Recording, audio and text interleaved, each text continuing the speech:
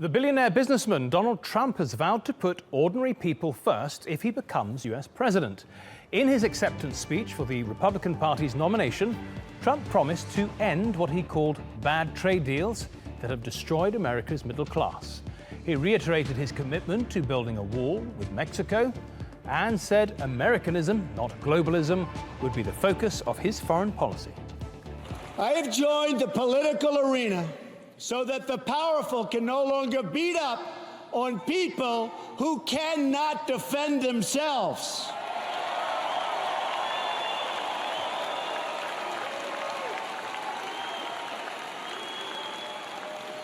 Nobody knows the system better than me.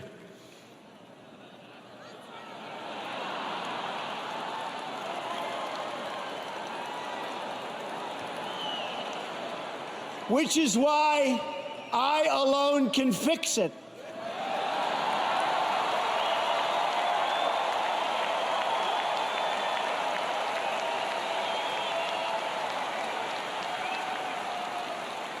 I have seen firsthand how the system is rigged against our citizens, just like it was rigged against Bernie Sanders. He never had a chance, never had a chance. But his supporters will join our movement because we will fix his biggest single issue, trade deals that strip our country of its jobs and strip us of our wealth as a country. Well, Kevin McAleese is in Washington for us. Kevin, interesting, isn't it? You've got a billionaire promising to look after the concerns of ordinary people. He says, nobody knows the system is rigged better than me. In other words, he's been using it for years. Are Americans and the Republican convention in particular convinced?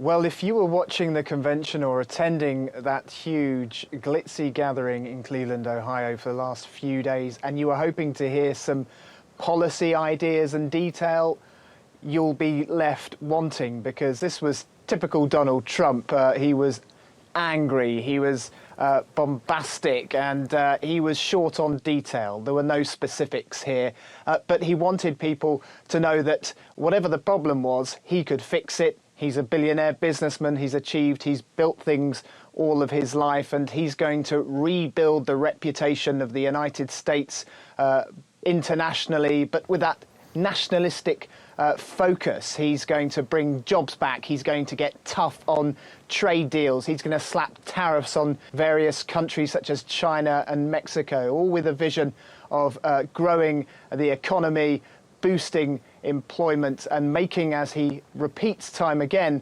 America great again. But Kevin, you know, he always gets to say, doesn't he, look, you know, I didn't become a successful businessman, a billionaire, without knowing how to make great deals. The Americans, or some Americans at any rate, do find that a somewhat convincing argument. Yeah, it's a very attractive argument, and they look at this man and they look at his impressive family. This is a real estate mogul of celebrity note. Remember, that's how most Americans know this guy. He was beamed into their living rooms for many, many years on The Celebrity Apprentice. And now he's turned politician and he's shaking things up. Does he have an economic plan? Well, actually, he had an economic plan of an evening, put America back to work again. But if you look at the contents of those primetime speeches, I think the economy, the word economy, was mentioned a handful of times. Hillary Clinton was mentioned over 80 times. So that's the real focus of Donald Trump's campaign. He's not going to get into the weeds. He's not going to worry about the detail just yet, because so far that being absent from his campaign hasn't done him any harm. So why start getting specific now? Right. Very good point, Kevin. Thank you very much for your analysis from Washington.